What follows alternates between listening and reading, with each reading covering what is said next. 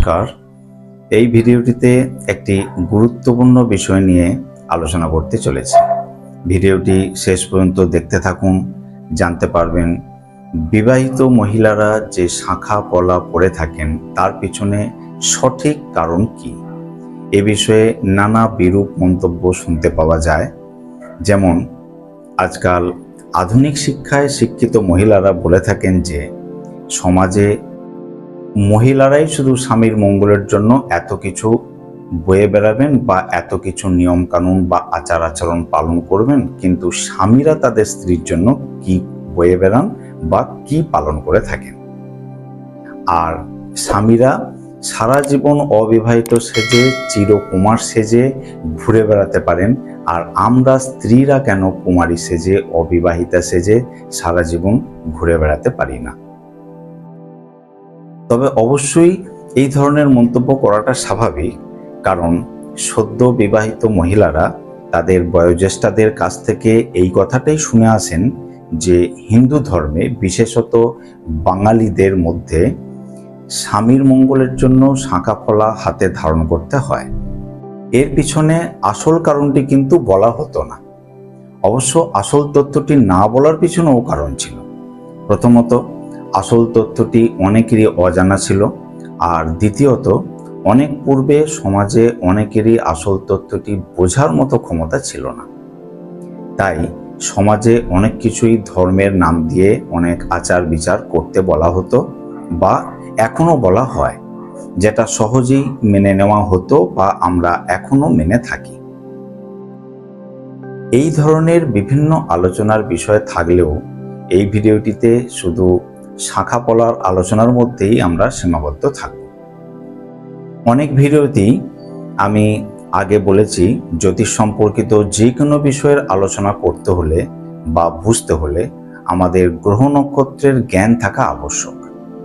এই ভিডিওটিরও আলোচনা প্রসঙ্গে আমাদের জানা দরকার চন্দ্র ও মঙ্গল গ্রহের প্রকৃতি সম্পর্কে। আমি বিভিন্ন গ্রহের প্রকৃতি সম্পর্কে আগের ভিডিওগুলিতে আলোচনা করেছি, আপনারা চাইলে সেটা শুনে নিতে পারেন। সূর্যের পরে চন্দ্র ও মঙ্গল গ্রহের প্রভাব পৃথিবীর উপর খুব কার্যকরী।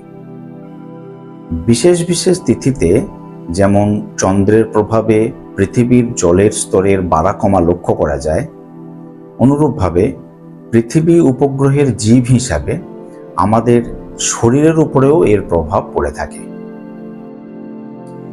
জ্যোতিষশাস্ত্রে চন্দ্রকে জলকারক গ্রহ এবং মঙ্গলকে অগ্নিকারক গ্রহ বলা হয়। চন্দ্র হতে শরীরের রস ভাগের ওপর প্রভাব এবং মঙ্গল হতে শরীরের পিত্তের ওপর প্রভাব বৃদ্ধি পায়। স্ত্রীগণের শরীরের মধ্যে ওই রস বা জলীয় অংশ এবং পিত্ত অর্থাৎ উত্তাপের অংশ মিলিয়ে শরীরে যে তাপের সৃষ্টি হয়, সেই তাপে স্ত্রীগণের শরীরে পিত্তের উৎপত্তি হয়।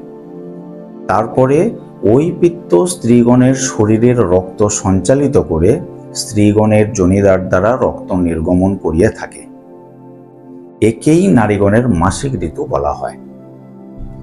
চন্দ্রের একটি রাশিচক্র আবর্তন করতে সময় লাগে 27.3 দিন, আর চন্দ্রের এই 27.3 দিনের রাশিচক্র আবর্তন হতেই নারীগণের মাসিক ঋতু হয়। এইভাবে 27-28 দিন পর পর নারীগণের মাসিক ঋতু চলতে থাকে। নারীগণের জন্মগ্রহ সংস্থানে চন্দ্র ও মঙ্গল শুভ থাকলে মাসিক ঋতুর রক্ত বিশুদ্ধ থাকে, যা নির্গমনে স্বাস্থ্য ও মনকে সুস্থ ও সবল করে রাখে। অন্যদিকে চন্দ্র ও মঙ্গল অশুভ থাকলে মাসিক ঋতুর রক্ত দূষিত থাকে, যা নির্গমনে স্বাস্থ্য ও মনকে দুর্বল করে স্নায়ুপীড়া, ক্ষোভ, মানসিক দুর্বলতা, স্পর্শকাতরতা প্রভৃতি রোগ সৃষ্টি করে থাকে। চন্দ্র এবং মঙ্গল গ্রহের অশুভ কারকতাতেই নারীগণের মাসিক ঋতুর অনিয়মিততা, ওভারির ডিম্বকোষের সমস্যা ইত্যাদি দেখা যায়, যা অনেক সময় সন্তান ধারণেও বাধা সৃষ্টি করে থাকে। জ্যোতিষশাস্ত্রে আমরা জানি চন্দ্রের ধাতু হলো মুক্ত আর শঙ্খ, আর মঙ্গলের ধাতু হলো তামা আর প্রবাল, যেটা আমি আগের ভিডিওতে গ্রহদের প্রকৃতি সম্পর্কে যে আলোচনা করেছি তাতে বলেছি।